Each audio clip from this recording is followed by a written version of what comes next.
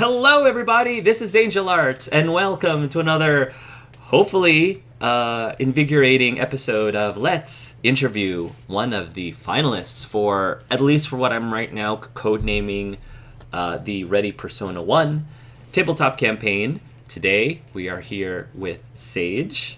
Hi, Sage. Hello. Who also runs a YouTube channel called D&D Daily. So if any of you are interested, I'll put a link down below to check them out. In addition to Sage, we are also here with Tommy.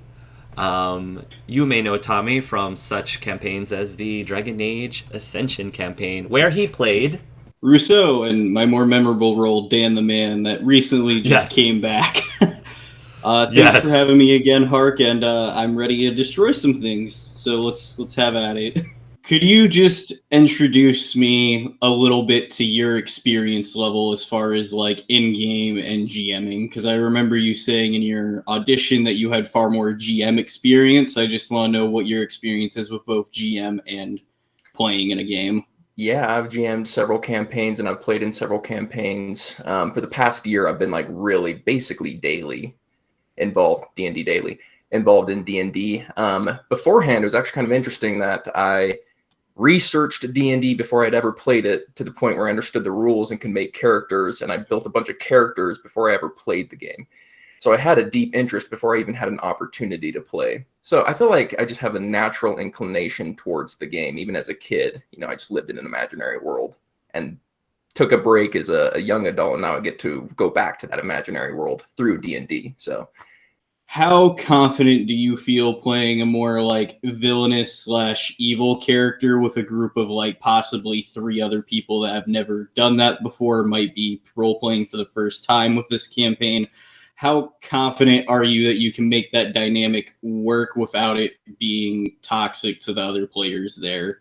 It's going to be a challenge. I won't lie to you that every time I pick up a new character, I'm trying to stretch what I can do as a player. I'm trying to stretch my roleplay muscles, and this is no difference. This character is a very fine balancing act between interesting exploration of this complicated mindset and just giving people enough space to be their own. And I want to also provide the DM with the tools to, steer someone so chaotic so it can work. Because, if I was a DM playing with this character, I would have concerns. So I want to address those as well. It'll be a tough, it'll be a challenge.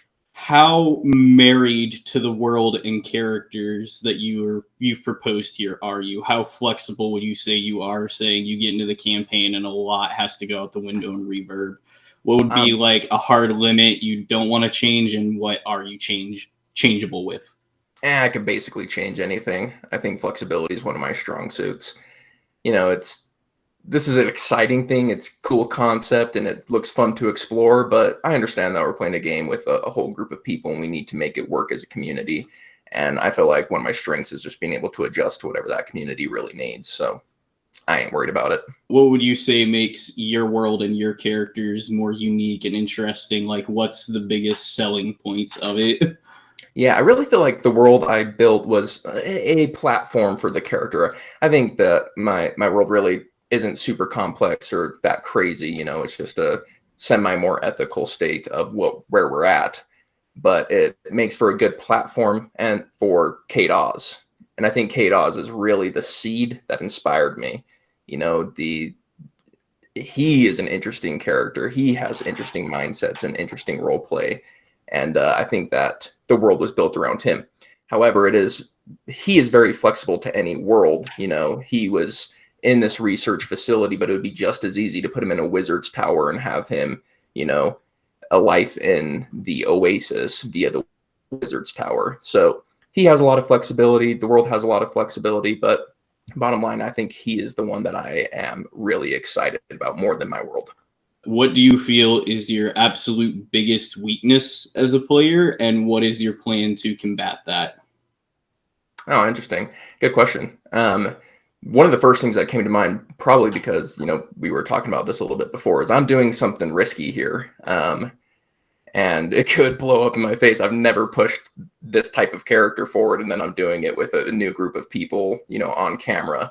There's some risk to that. And I think, if things go bad, that would be probably what I would consider my biggest risk for you guys, that the concept doesn't work out or it affects the other players negatively. What were some of like the strategies you had in mind for, like, say you get reading in the room that's going a little too far? Yeah, I think flexibility is one of my strengths, and communication is as well. So like open door for me. I have a thick skin, so if conversations need to be had, let's have them.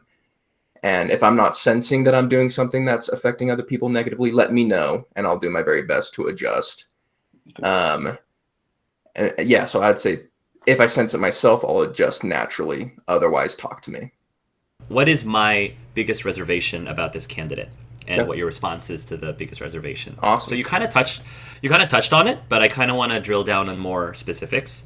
So, going with some of the themes that you were saying about earlier, you clearly are a very experienced tabletop gamer and GMer, especially in the GMing side of things. Mm-hmm. You strike me as a very confident, very eloquent person. Thank you. And I think you're welcome. None of those are bad things at all. And you run a YouTube channel that talks about Dungeons and Dragons daily. Yeah. I like to put players in that are a very good mix between experienced and non-experienced players. Somebody like you, if I put you in the campaign, can be very intimidating to some of the greener players. Maybe some of them who are a little bit more passive, who might have a harder time pushing themselves into the spotlight, like playing right next to you around the table, can be really difficult for them. And so my question to you is, given that that's my reservation, what is your response to that? And what are very specific examples as to what you would do to help with that in the other players? Yeah, I'd love to answer that. So like we talked about, I am a DM, I GM all the time. And that involves bringing in new players and trying to get them as a part. So I'm very familiar with trying to get everyone as a community playing together. And, how I go about that a lot of times is questions. As a player, I would do it in. So here's something that just popped up for me. Okay. So just popped up was that normally I'm a character that is really good about talking to their peers. But I was just thinking, can I do that while still being good role play with Cade? And I think potentially, especially in the virtual world where he is, trying to make friends, I could see him. This is an interesting challenge because it is trying to bring them out. So there's the real world goal of bringing them forward and letting them shine. And then there's the secondary goal that I'm in the game trying to role play Cade accurately. So it would be really fun to try and bring people forward in his awkward way, but still have the same result. But anyways, that was kind of a side tangent for what ultimately the answer is. I think D&D or just role-playing, tabletop role-playing is not fun as a solo adventure. It loses everything. And so I think I will just naturally try and make everyone shine. I will take my moments to shine. Have no doubt that I will claim them and take them and own them. But I'm also fairly good about sitting back and letting other people take their shining moments. If you want a direct example of a time I didn't do the best at this and it was a learning experience, there was a challenge, a fight between me and one of my ally characters. Or not between me and an ally character. It was like their rival, right? So the rival and my teammate fought, and my teammate lost. And I was like, oh, I want to fight, someone else, but the rival challenged me, and then I fought them and I won. And leaving that session, I was like, I don't know if I feel the best about that because I feel like I stepped on somebody else's toes. And so, if nothing else, I am the type of person who will acknowledge that and try and go out of my way, even if sometimes I do make the mistake you're talking about and take too much of the limelight. Again, open door. If it's happening, just talk to me and I'll start cranking it back. What are you hoping to gain from this experience most of all?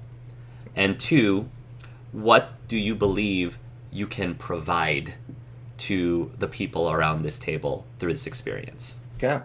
What I hope to gain, like I said, every time I build a new character, it's to stretch my capabilities as a player and as just a lover of the game and the art. I really do consider it an art. And that's what I'm hoping to gain. It's nerve-wracking going into an interview, and it's nerve-wracking to play in front of however many people, and it's nerve-wracking to try and play a character and do funny voices in front of other people. All that stuff challenges me. Trying to do Cade justice challenges me. So I feel like I'm coming into this with the hope to just grow. I want to be challenged and grow as a player. What I can bring is stability. I feel like, say that there's a group that lacks a leader, I'll just naturally take that position. Say there's a leader there, I'll just naturally fall back and let them take it. I will fill in the gaps for the most part. I'm sure I have weaknesses and gaps I couldn't fill, but I feel like almost on a natural level, I'll just kind of seep into the cracks and I'll kind of be the glue if needed for the group. That's what I hope I provide anyways, knock on wood. All right, so we're going to go ahead and go into the in-character sections. I hope everyone's ready and excited. But before I get into this realm of insanity with all of you, I'm going to go ahead and say, given the character that we have in front of us and given the subject matter, I, as a GM, to do this justice, have to go a bit darker and intimate than I'm more used to. So I'm going to let you know now, if you're sensitive to really touchy subject matter, graphic violence, and other things like that. If you can't watch it, I'm giving you the warning here because I'm going to go full bore after this. So with that disclaimer said, let's ride a bike with no handlebars. I feel like I put you guys on this bike. I love it. Don't apologize. It's a rather cold midsummer day. It was a blistering hot day prior. And just as it's settled into this Molly Collin night, it's a full moon, and you can feel almost the differential in temperature. Like it went from blazing neon height to just like slightly above Arctic the following night before. Just give me like a couple of your thoughts, mannerisms, a brief appearance of Cade. Yeah, I'd be bundled up in some black long sleeve shirt to kind of keep warm. I'd be trembling a little bit. I'd be walking down the street just in my own world, not paying attention to much of what's going around me. As you take yourself down the street, you can see a whole bunch of old, almost decayed buildings that look like they've been forgotten for the last whoever knows how many years. You're here because you're on a new job, and you need this one to work because the last several have not. Yeah. You're meeting a construction crew here that's trying to retrofit an old multi-storied church into a more modern complex. This is your first day here, and you can see yourself approaching. You see people of all different varying ages, sizes, physiques, experience levels, equipment that they have carrying. How are you feeling as you start to approach this group? As soon as I start seeing people, my eyes would definitely go down, and the nervousness would set on. That people are tough. I really struggle with people. But I gotta do this.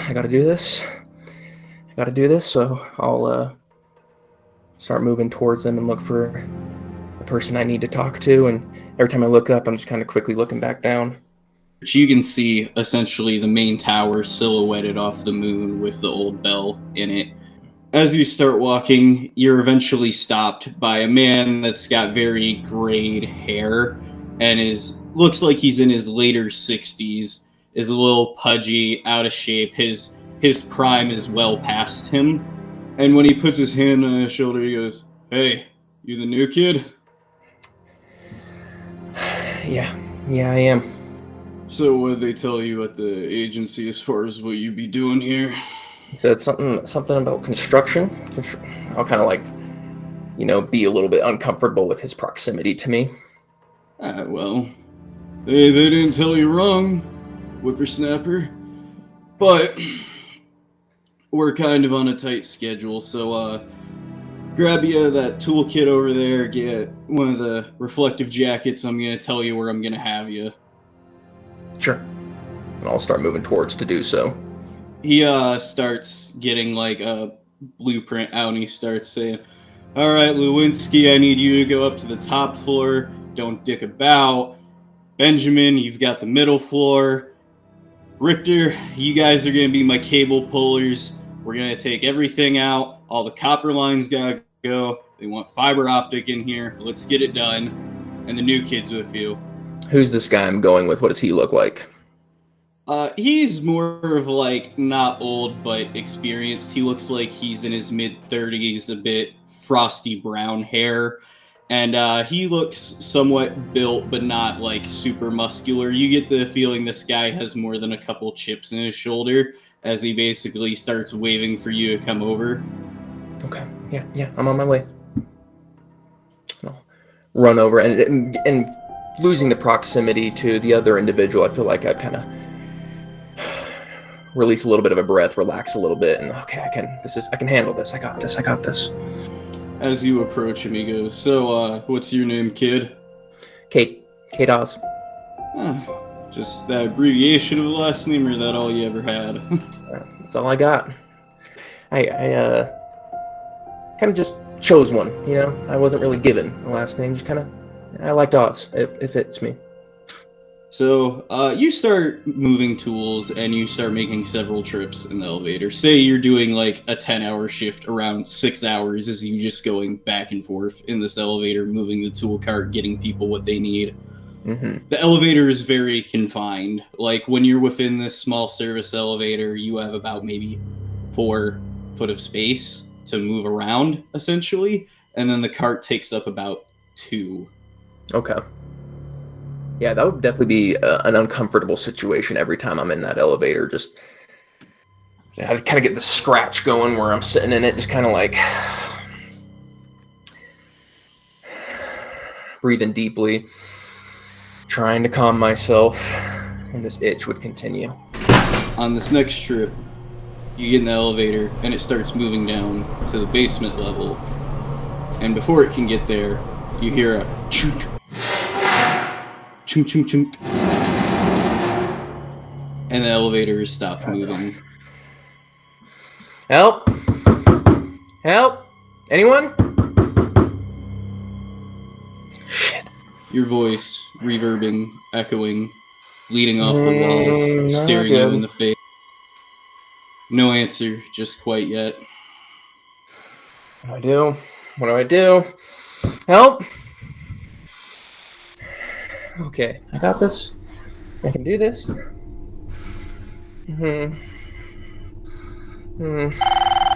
ringing a plastic box. Okay, it's a phone. Okay, trembling hands. I'm gonna go. I'm stuck. I need help. I'm stuck in the elevator to the basement. Help me.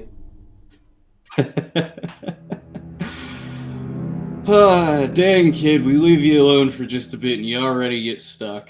Alright, so here's the down low for you. I can't really take people off to get you out. We're a little behind schedule, so just sit tight. What we're dealing with is the power grid has acted up. It's the older end of town. We've got people coming. I'm gonna let you know. You might be in there an hour or 2. I don't think I can do that. I need you to get him out. Come on. I struggle with these things, man. Come on. Alright. Listen here. I'm doing what I can. If I rush in there and try to pull you out this elevator, it's not safe. You want to fall down a 40-foot shaft. You tell me. Just get me out as soon as you can, man. And I'll hang up. Okay. You sit in here for what seems like a long-ass time. I would be scratching probably the whole time to the point where it probably breaks blood at some point. Just the shoulders mainly, just super uncomfortable. Breathing deeply, hyperventilating mostly. It would be excruciating, the amount of time. You sitting there for what appears to be about 2.5 to 3 hours. Time has come to a complete standstill. Then at that point, you see the light in the top of the elevator click on, and then you start hearing electronics buzz on. as it starts to roll you down to the basement. Okay. I would like try and present myself. I'm thinking, okay, we're good. I need to show a good face for these potential employers, so I'm gonna pick this stuff back up. And even though I'm still trembling, I want to try and like compose myself before the door opens. When the door opens, you see one man sitting in the room in front of you on a chair. This is the older gentleman from before, Gillum, as Benjamin called him. This guy looks rather annoyed that he's even having to be here. His blueprints, tools, and stuff are set on like a pylon next to him that's on its side. And then he goes, "So, punk, you got out of there. How you doing?" I've been better, but I've been better. Yeah. I gotta say that's the first time we've had a kid get stuck in the shaft. Lovely. It was I feel honored. What did you do? Your arm? You're bleeding. When it bounced, some of the tools scratched me a bit. He walks over and looks at the tool cart, sees it's all still locked up. Yeah, totally. Yeah, it was the corner of it. As Gillum looks at you and puts his shoulder on you and says, "Well, took a shat in the pool and you swam out. That's all you can do." In the window behind him, you see a white lily, like it's a garden. This almost starts to invigorate you. He just touched me? Yeah, he had his hand on your shoulder. I don't like that. And there's people around? No people around. Good. I don't like this guy. I don't like this guy one bit. I don't like the way he smells. I don't like the way he touches me. I don't like the way he talks. I like nothing about this guy. But the itch is on. I feel like I know what I want to do. I feel like I know what I'm gonna do. Yeah. At this point, it's just... He says, "Alright, roll that card over here. We'll just put it up for the night and then get you on your way." As you follow him, you feel an itching intensify from the tip of your middle finger, through your palm, up your shoulder, onto your spine, almost making you feel like you have to shiver. As you get to the far end of this basement, you see a lead pipe. His back's turned to me? It is. And in your head, you hear yourself saying, "This one, he's old, stuck in his ways, high on his horse, just wasting air, corruptive, smells bad, breathes the air, ruins it for everyone else. They're cruel. They don't deserve to be here. They're sick, and I'm sick of them. I'm going to pick up that pole, and I'm going to run up behind him, and I want to hit him in the back of the head and knock him out. You let go of the cart, and you grab that pole, move at breakneck speed. Right before you're about to hit him in the back of the head, he turns around and says, "What the fuck are you?" Then you just hit him straight in the temple. I want to, drag him into a corner or, a compressed space, maybe even the elevator, bring him back to there. The torture he put me through, I want to put him through. He made me wait in that elevator. Now he gets to wait in that elevator. Looking over him. So, "You're sick. I'm sick of you. You cruel bastards." And I'll put one knee on either side of him and I'll begin strangling him. And as I am...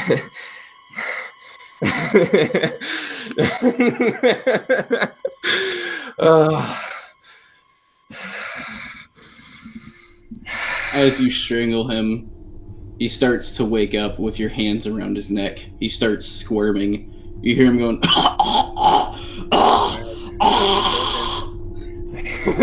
You deserve this. You deserve this after all the things you've done. The world's gonna be better without you. Go. Go! I'll strangle him.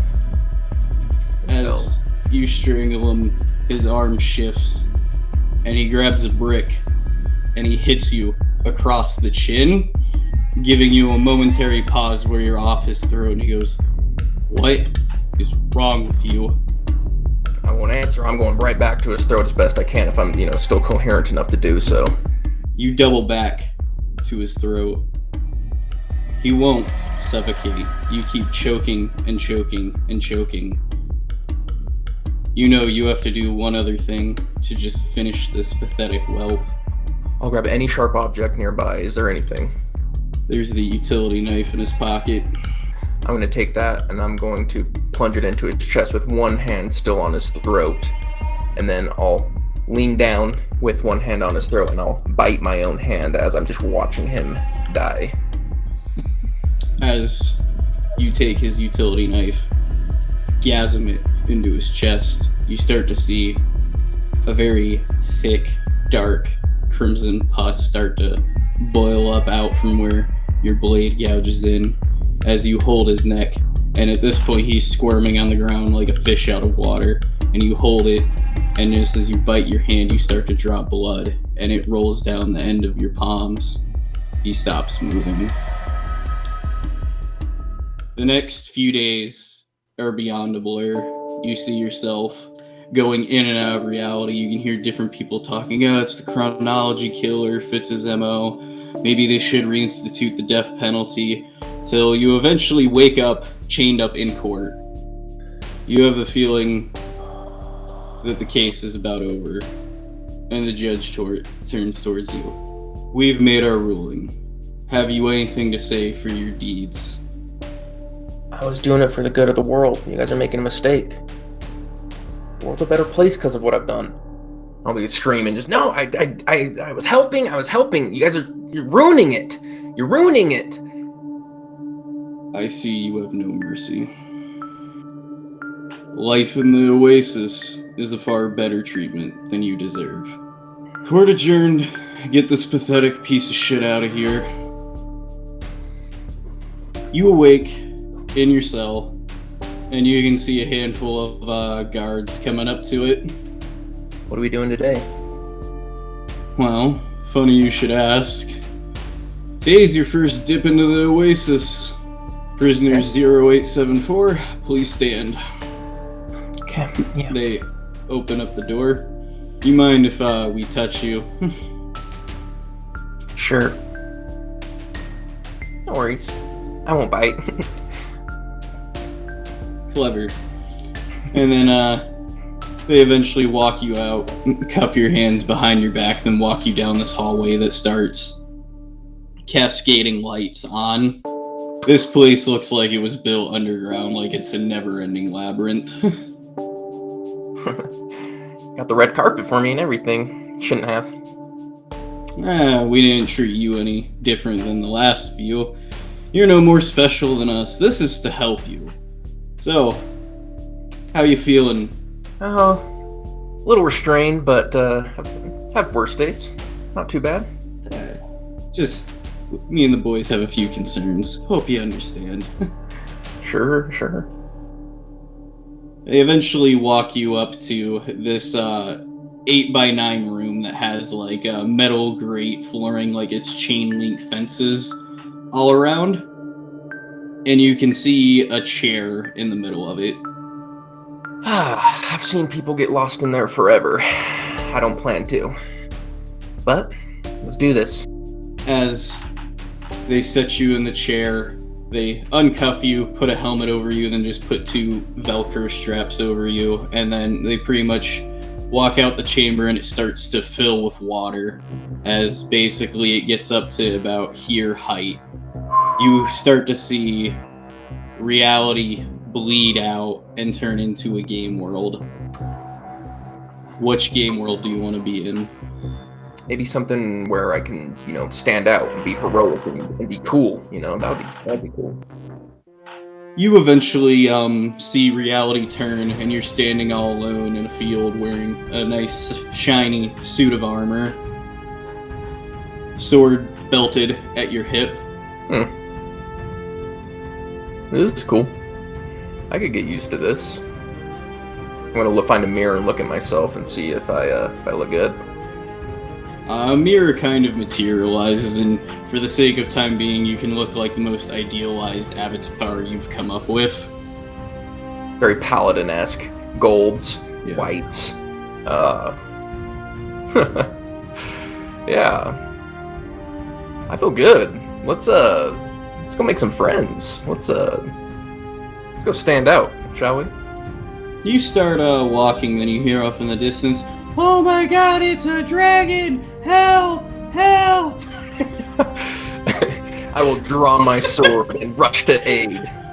You get up to the small village, and there's like a dragon like breathing fire going through the village. You can see people screaming and going every which direction.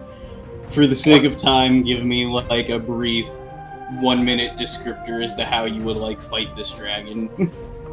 Have no fear, for I am here. And I would run in and swish my cape, creating a wall between me and the poor peasants or whatever it is, and I'll take out my great sword with Holy Avenger light on it, and I'll protect you, and I'll run forward, and I'm fighting a fire-breathing dragon. I imagine red dragon breathing fire at me. Dive rolling out of the way, getting my cape lit on fire, and unbuckling it as it floats off in the wind, turning to ash as it floats. I'd run in, and I would start with going for its claws, trying to take out its base. And as soon as its wings unfurl to try and get some elevation, I would grab onto its claw to launch myself up and try and slash a hole through the wings so it cannot escape me.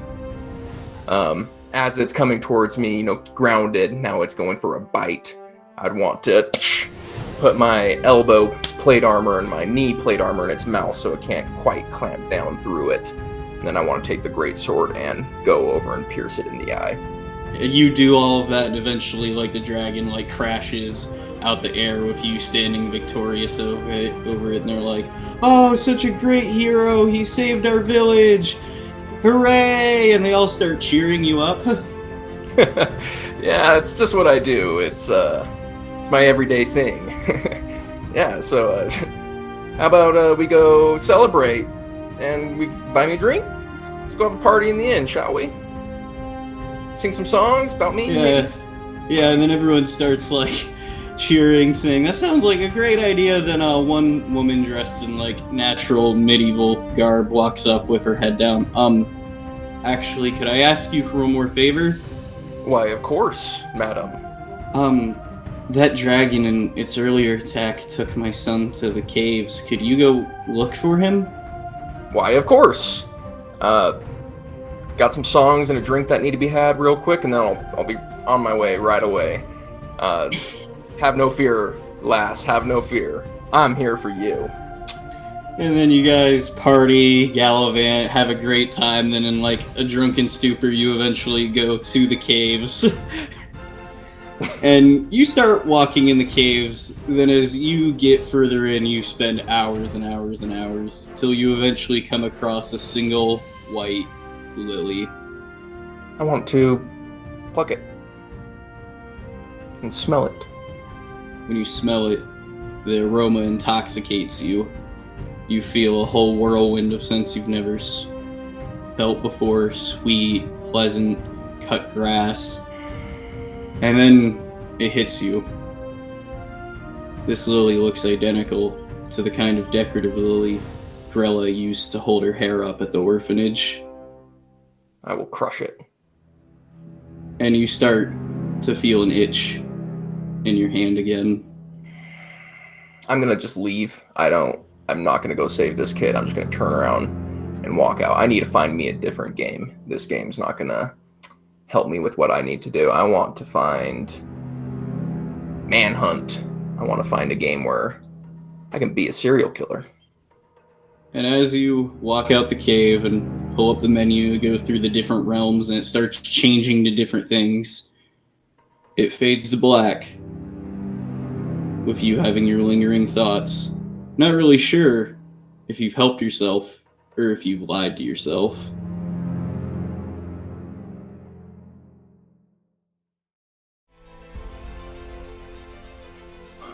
Why should you choose me in this campaign?